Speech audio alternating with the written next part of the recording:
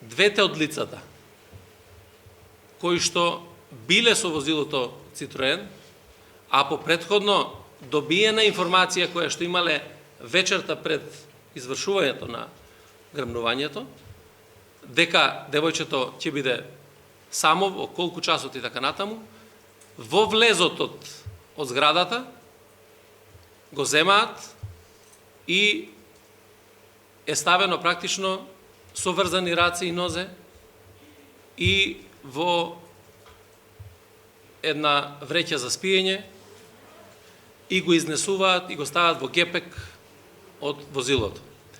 Пред возилото Citroen се наоѓа возилото Renault Kangoo, кое што цело време се движи пред нив и е однесено на локација надвор од Скопје.